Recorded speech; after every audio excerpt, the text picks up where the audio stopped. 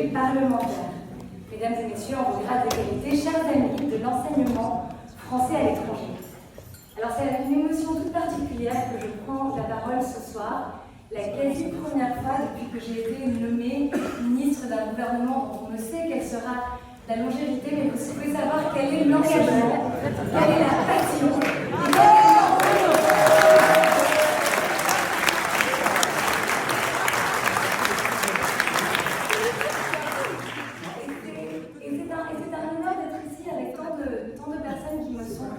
et qui m'ont toujours soutenue et beaucoup aidée, et notamment Samantha Casbonne, qui m'avait conseillée lorsque j'étais conseillère des Français de l'étranger à Genève, et accompagnée dans ses missions aussi à travers l'enseignement français, et notamment Marc Ferracci, qui est maintenant le député des Français de Genève et notre ancien ministre de l'Industrie, qui a tellement fait pour notre pays, et notamment Marie-Ange, qu'on a tous applaudi très fort parce qu'on sait aussi ce qu'elle a fait.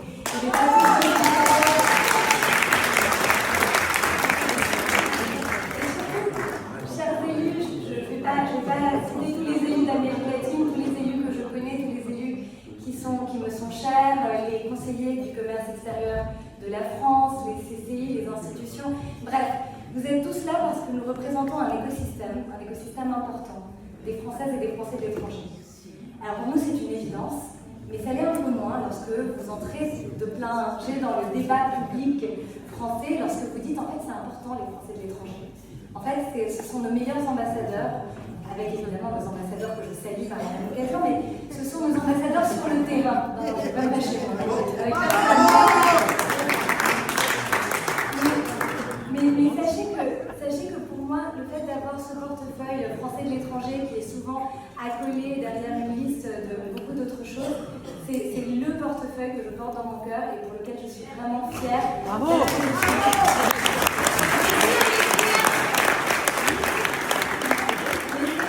Donc c'est avec beaucoup d'émotion et beaucoup d'humilité et beaucoup de lucidité aussi que j'entame cette mission.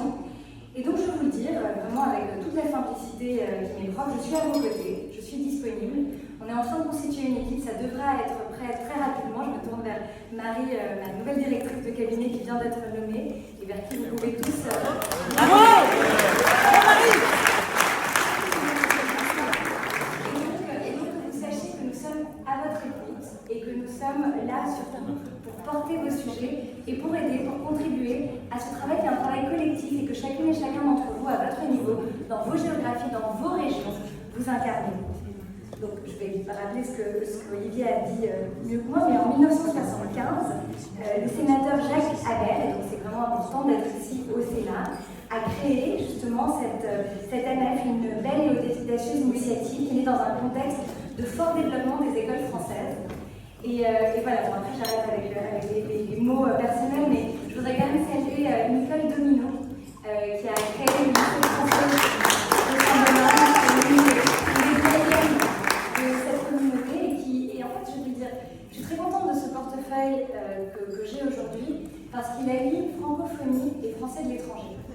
Et on est quand même en train de célébrer le réseau des écoles françaises à l'étranger. C'est simple en fait. Si vous n'aviez pas eu un lycée français à Saint-Domingue, à l'initiative notamment de Nicole Domino et de bien d'autres, eh bien votre ministre ne serait pas votre ministre parce que tout simplement, je ne parlerai pas le français. C'est une réalité. C'est une question qui touche à nos concitoyens qui sont en grande partie binationaux, parfois trinationaux, comme je le suis. Lorsque nous n'avons pas accès à ce réseau si important, si cher à mon cœur, tu l'as rappelé, cher Olivier, et bien souvent nous nous détachons, nous nous éloignons non seulement de la culture, non seulement de la tradition, de ce que nous sommes, de nos familles, mais aussi de cette langue que j'aimerais célébrer, même si évidemment je suis contente de chanter Feliz cumpleaños à notre chère Marie-Christine.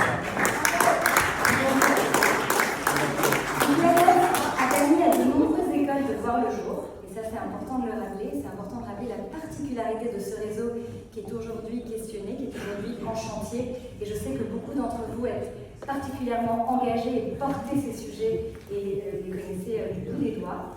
Elle a aussi l'ANF donné confiance, ambition et audace à tout un réseau éducatif au service du rayonnement de la France. Donc rien de tout ce qui a été accompli par la nef n'aurait été possible sans l'engagement extraordinaire, je le dis, des Français de l'étranger eux-mêmes, que ce soit des parents, des élèves, des chefs d'établissement, des bénévoles, des entrepreneurs, des élus, les élus que vous êtes. Et vous êtes, vous, vraiment les véritables piliers de cette association dont on peine parfois à comprendre les contours, dont on remet en question parfois les fondements, dont on s'interroge sur quelle sera sa pérennité, et qui vraiment est si importante, si unique, et que nous devons tous de défendre. Donc je tiens à saluer particulièrement le sénateur Olivier Cady, qui est donc le président de la nef, qui nous reçoit ce soir.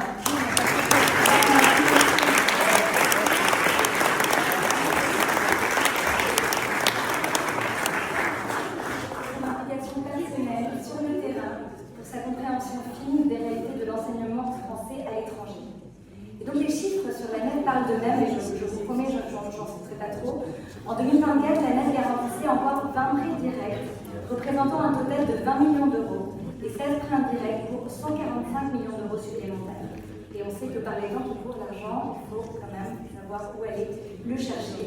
C'est une activité considérable, décisive d'ailleurs, pour de nombreux établissements qui, sans cette garantie, n'auraient pas pu se développer ni accueillir dans de bonnes conditions nos élèves, et donc voilà, des élèves qui ne seraient pas pleinement dans notre culture française et parfois qui ne parleraient donc pas notre langue. Ces résultats confirment la solidité, la pertinence et l'utilité de ce modèle de financement.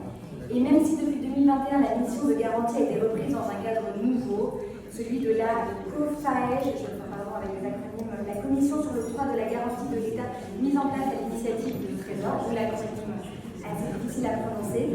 Sachez que l'esprit de la nef continue d'inspirer ce dispositif, et c'est cet esprit précisément, mesdames et messieurs, que nous devons préserver. Celui de la confiance dans les communautés éducatives locales, parce que c'est sur le terrain que l'on peut vraiment prendre le bout, et la coopération intelligente entre l'État et le terrain. Donc voilà, Olivier l'a rappelé, moi je me sens particulièrement proche de cette mission parce que vraiment j'en connais la valeur au sens le plus personnel du terme.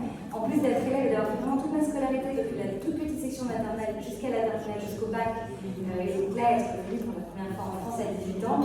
Et j'ai aussi été maman d'élèves, et je sais l'engagement des parents, et je sais à quel point c'est souvent cette communauté-là aussi qui porte ces établissements. Et je sais à quel point donc, ça peut transformer une vie. 50 ans après sa création, la nef demeure un symbole de ce que la France fait de mieux, vraiment. Ça conjugue l'initiative locale, la vision nationale, la solidarité internationale et les retours du terrain, qui sont si importants. À celles et ceux qui l'ont fondée, dirigée, soutenue et fait vivre, je veux dire au nom de vous tous, au nom de nous tous, merci. Et parce qu'un demi-siècle, c'est à la fois un accomplissement et un nouveau départ, l'esprit de la nef doit continuer de guider notre action pour les 50 prochaines années. Alors bon anniversaire à la nef, vive l'enseignement français à l'étranger, vive la francophonie.